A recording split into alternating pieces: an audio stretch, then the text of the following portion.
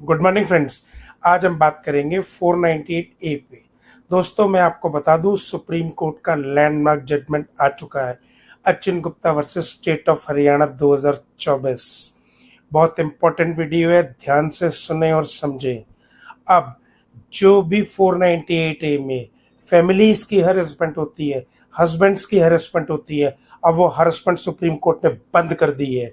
अब आज के बाद 498 ए में कोई भी बोकस, फाल्स, झूठी एफआईआर नहीं होगी, न ही कोई अरेस्ट होगा। अगर किसी के खिलाफ 498 ए एफआईआर रजिस्टर हो चुकी है तो वो क्वैश हो जाएगी। अब आप सुने, सुप्रीम कोर्ट ने इस जजमेंट में साफ बोला है कि कोई भी झूठी एफआईआर ना ही पुलिस थाने में रजिस्टर होगी, ना ही उसमें कोई अरेस्ट होगी, और अगर एफआईआर रजिस्टर हो चुकी है तो हाईकोर्ट से क्वैश हो जाएगी।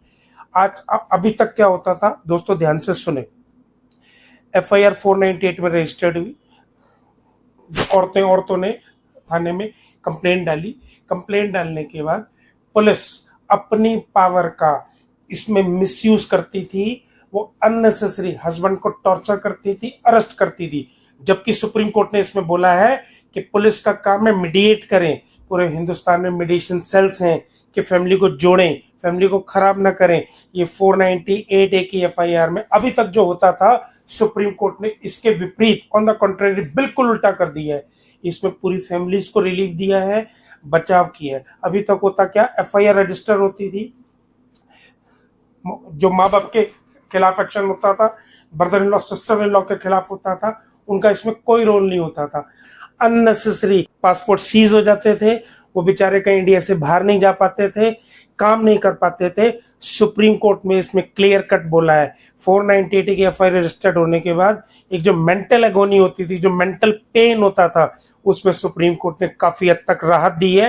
एटलीस्ट दोस्तों मैं ये कहूंगा कि आप सब लोगों के लिए खुशखबरी है कि 498 में मैट्रिमोनियल डिस्प्यूट में जो क्रुएलिटी की एफआईआर होती थी, उसमें सुप्रीम कोर्ट ने रिलीफ देके उसको खत्म करने की, और सारी कोर्ट्स को, पूरे हिंदुस्तान की कोर्ट्स को डायरेक्शन दी है, पुलिस स्टेशंस को डायरेक्शन दी है कि अननेसेसरी फैमिली वालों को परेशान ना करें, उन्हें टॉर्चर ना करें, अपनी पावर का मिसयूज ना करें, जबकि परिवारों को बचाएं। एफआईआर को डिस्करेज करें, एफआईआर ना होने दें। हो गई है तो उन लोगों को मेडिशन में सेटल कराएं, अगर एफआईआर रजिस्टर हो चुकी तो उसको क्रैश करके परिवारों को बचाएं। अब आप सुने 498 में सुप्रीम कोर्ट ने क्या कहा है। होता क्या है, सपोज जैसे 2008 में शादी हुई, एफआईआर हो रही है 2020 में, 2024 में, शादी 2016 में हुई, एफआईआर हो रही है 2020 में। ये कोर्ट ने बोला है कि अननेसेसरी जो अनएक्सप्लेन डिले है वो आपको कोर्ट को बताना पड़ेगा। अगर अनएक्सप्लेन डिले आप कोर्ट को नहीं बताते तो 498 में एफआईआर नहीं होगी, और हो चुकी है तो वो सुप्रीम कोर्ट, हाई कोर्ट से क्वैश हो जाएगी। होता क्या है कि जो आज की डेट में जो लड़कियां हैं, जो बहुएं हैं, वो विलफुल रिवेंजफुल फीलिंग में आ जाती है, इगोइस्टिक हो जाती हैं, एक बदला लेने की भावना के चक्कर में पूरे परिवार को बर्बाद करने पे तुल जाती हैं।